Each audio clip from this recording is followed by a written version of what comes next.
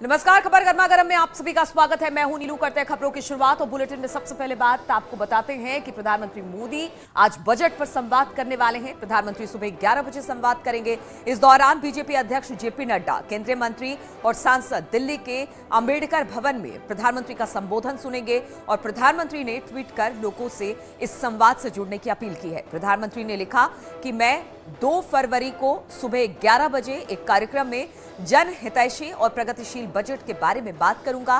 कार्यक्रम में अवश्य शामिल हो। प्रधानमंत्री का संबोधन सुनने के लिए उत्तर प्रदेश की 403 विधानसभाओं में कार्यकर्ता जुड़ेंगे।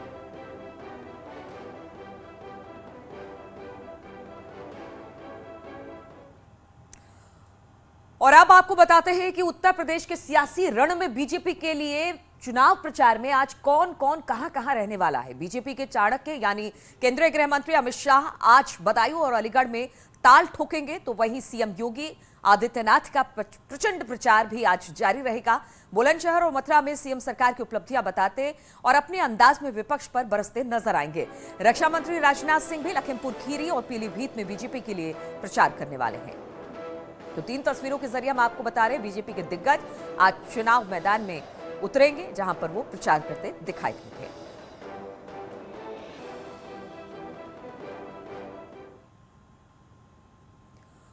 और केंद्रीय गृह मंत्री अमित शाह आज अलीगढ़ के अतरौली में जनसभा को संबोधित करेंगे। विधानसभा क्षेत्र के एमबी इंटर कॉलेज में अमित शाह सभा को संबोधित करने वाले हैं। अतरौली से कल्याण सिंह के नाती और एटा सांसद राजवीर सिंह राजू भैया के बेटे संदीप सिंह मैदान में होंगे।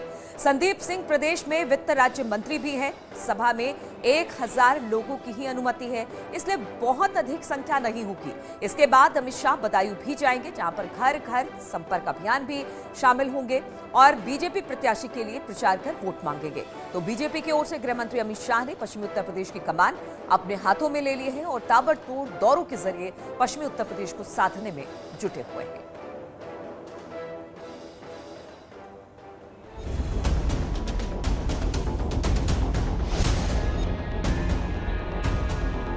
बाईस जनवरी कैराना मेरठ से आगाज, 27 जनवरी मथुरा नोएडा से आशीर्वाद, 29 जनवरी मुजफ्फरनगर सहारनपुर में प्रचार। अब 2 फरवरी अतरौली में सभा। जी हां, अमित शाह बुधवार को अलीगढ़ के अतरौली और बदायूं में रहेंगे।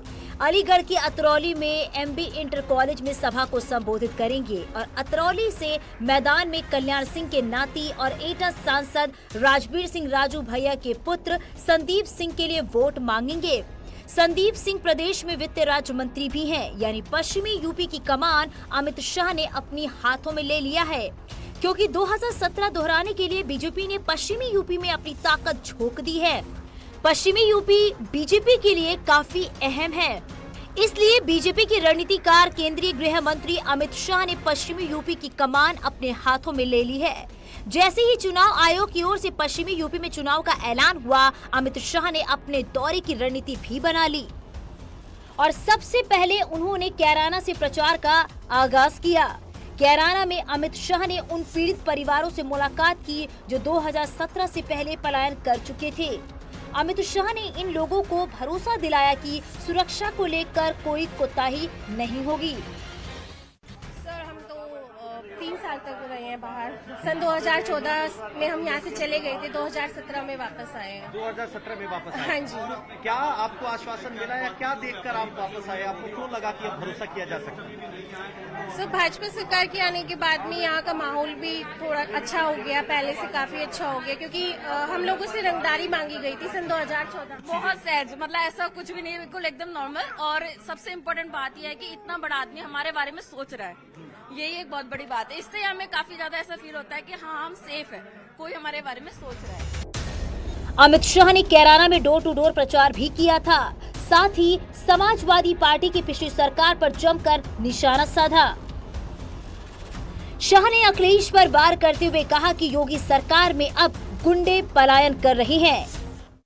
योगी जी ने कानून और व्यवस्था को सुधारा है, हमें पलायन करने वाले पलायन कर गए हैं। ये जो आत्मविश्वास उत्तर प्रदेश की जनता में मैं देख रहा हूं, मुझे लगता है कि आने वाले दिनों में उत्तर प्रदेश भारत का सबसे विकसित राज्य बनने जा रहा है।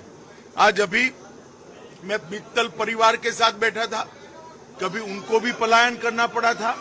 बड़े इत्मीनान से परिवार के 11 सदस्य मेरे साथ बैठे। उन्होंने कहा अब हमें कोई भय नहीं है, सब शांति से यहाँ अपना व्यापार कारोबार कर रहे हैं।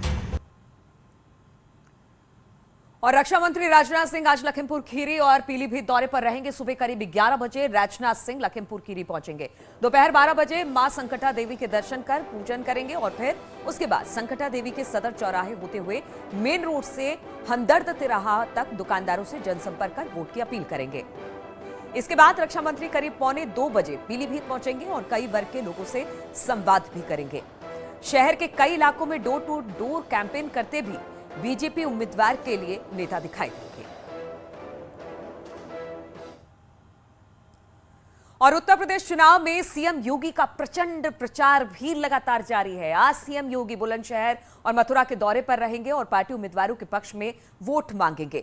सीएम मथुरा, छाता, गोवर्धन विधानसभा क्षेत्र में प्रत्याशियों के समर्थन में जनसभाएं करेंगे, तो वहीं एक बार फिर बुलंदशहर में भी सीएम बीजेपी का झंडा बुलंद करते नजर आएंगे।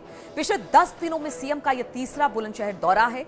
इससे पहले रविवार को भी सीएम ने बुलंदशहर में, खुर्जा और शिकारपुर में प्रचार किया था और 24 जनवरी को भी सीएम ने प्रबुद्ध वर्ग सम्मेलन को संबोधित किया था।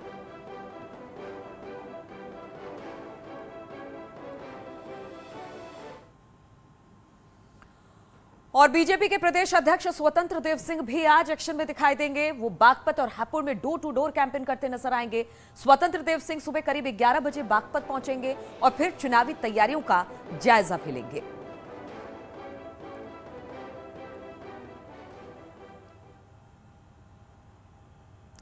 और बीजेपी के चुनाव प्रचार को आज विपक्ष भी टक्कर देगा। समाजवादी पार्टी के अध्यक्ष अखिलेश यादव शामली, बागपत और गाजियाबाद में रहने वाले हैं। अखिलेश शामली में दोपहर करीब 12:30 बजे एक प्रेस कॉन्फ्रेंस भी करेंगे। इस दौरान उनके साथ आरएलडी अध्यक्ष जयंत चौधरी भी मौजूद रहेंगे।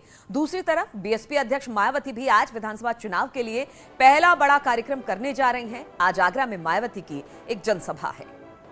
तो दो तस्वीरें हम आपको दिखा रहे हैं। बीजेपी तो डोर टू डोर प्रचार कर रही है, जनता के बीच जा रही है, लेकिन एसपी और बीएसपी भी अब एक बार प्रचार में कूद गई है। अखिलेश तो लगातार प्रचार कर रहे हैं और आज से मायावती भी अपने प्रचार की शुरुआत कर रही हैं।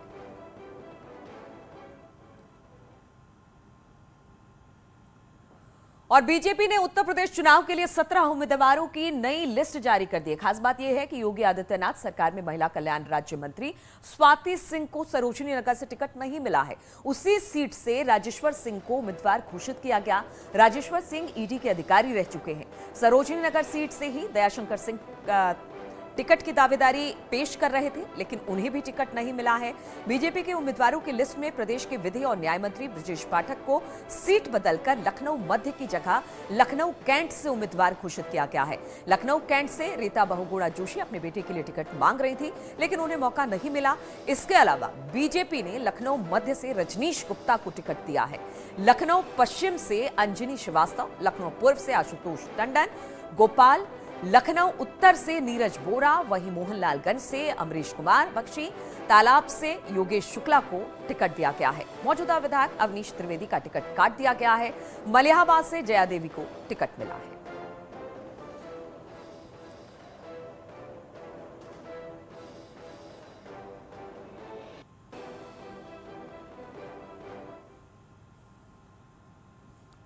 और सूत्रों के हवाले से खबर आ रही है कि उत्तर प्रदेश चुनाव में दयाशंकर सिंह को बीजेपी बलिया से टिकट दे सकती है।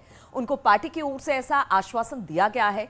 दरअसल दयाशंकर सिंह लखनऊ की सरोजिनी नगर से टिकट की दावेदारी पेश कर रहे थे और इसी सीट के लिए उनकी पत्नी स्वाति सिंह भी टिकट मांग रही थी, लेकिन पार्टी ने पति पत्नी दोनों को टिकट नहीं देकर पूर्व ईडी के अधिकारी राजेश्वर सिंह को वहां से मैदान में उतार दिया।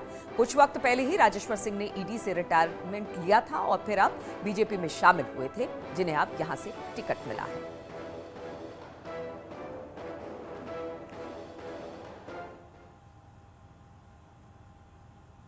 और कानून मंत्री ब्रजेश पाठक को लखनऊ कैंट से टिकट मिलने के बाद उनके समर्थकों में बेहद उत्साह है। ब्रजेश पाठक के घर पर कार्यकर्ताओं ने जश्न मनाया और भारी बहुमत से जीत का दावा भी किया।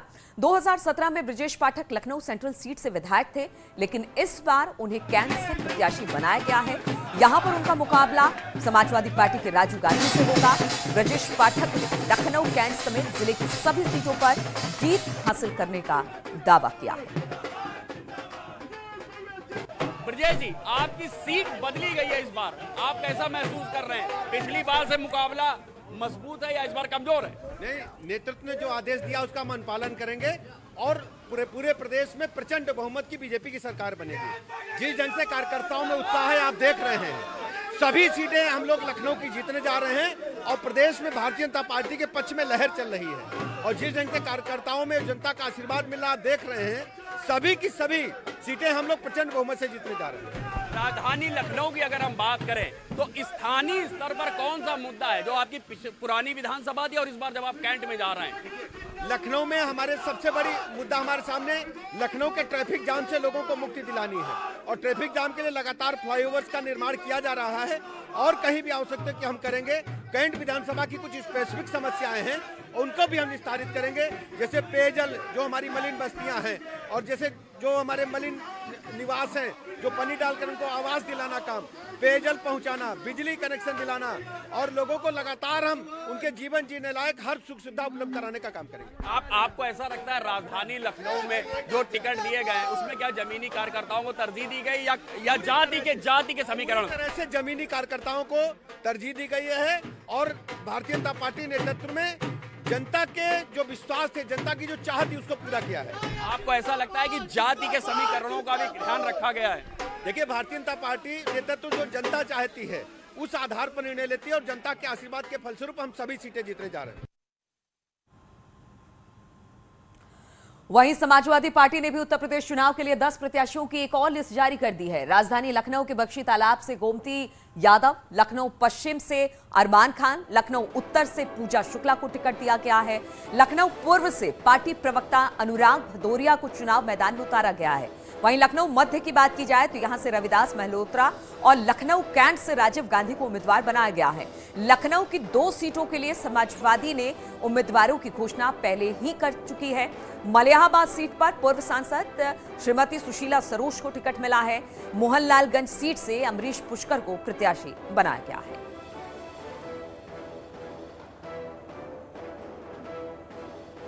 तो एसपी ने भी अपनी एक और लिस्ट जारी की है। हम आपको बता दें 10 प्रत्याशियों की एक और लिस्ट है जिसमें कि लखनऊ कैंट के अलग अलग जगहों, लखनऊ के अलग अलग विधानसभा सीटों के लिए अब टिकटों का बंटवारा हो गया। लखनऊ कैंट से राजू गांधी को टिकट दिया गया है। लखनऊ उत्तर से पूजा शुक्ला को टिकट मिला है।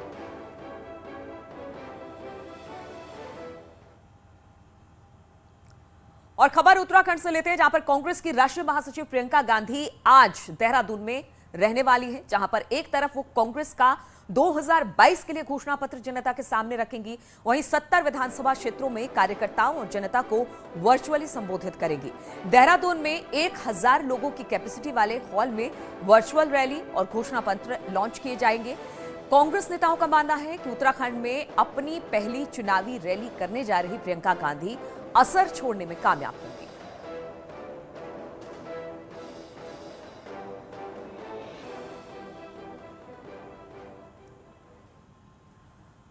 और एआईएमआईएम प्रमुख असुद्दीन ओवैसी मेरठ और प्रचार करने पहुंच रहे हैं। सिवाल खास विधानसभा सीट से हर्रा गांव में उन्होंने डोर टू डोर कैंपेन भी किया। हालांकि इस दौरान कोविड प्रोटोकॉल को लेकर तमाम नियमों को ताक पर रख दिया गया। इस मौके पर उन्होंने बीजेपी और एसपी पर जमकर निशाना साधा। गर्मी निकल गई जब 3 किसान कानून को वापस लेना पड़ा। बीजेपी की पूरी हवा निकल गई जब कोविड में लाशें पानी पर तीर रही थी। आज ग्रेजुएट, टेक्निकल एजुकेशन का होल्डर और डिप्लोमा सर्टिफिकेट होल्डर सब 50 से ज़्यादा बेरोजगार हैं। बेरोजगारी बहुत बड़ा मसला है। किसान रातों में सो नहीं पाता और युवा को उन्होंने उस बेरोजगारी और गुर्बत उसका मुकद्दर बनाकर रख दिया। और कांग्रेस नेता कन्हैया कुमार पर स्याही फेंकने के मामले में एलएलबी स्टूडेंट देवांश वाजपेयी को पुलिस ने हिरासत में लिया है। कांग्रेस पार्टी या कन्हैया कुमार की ओर से कोई शिकायत नहीं दी गई। देवांश पर शांति भंग के तहत कार्रवाई की गई है।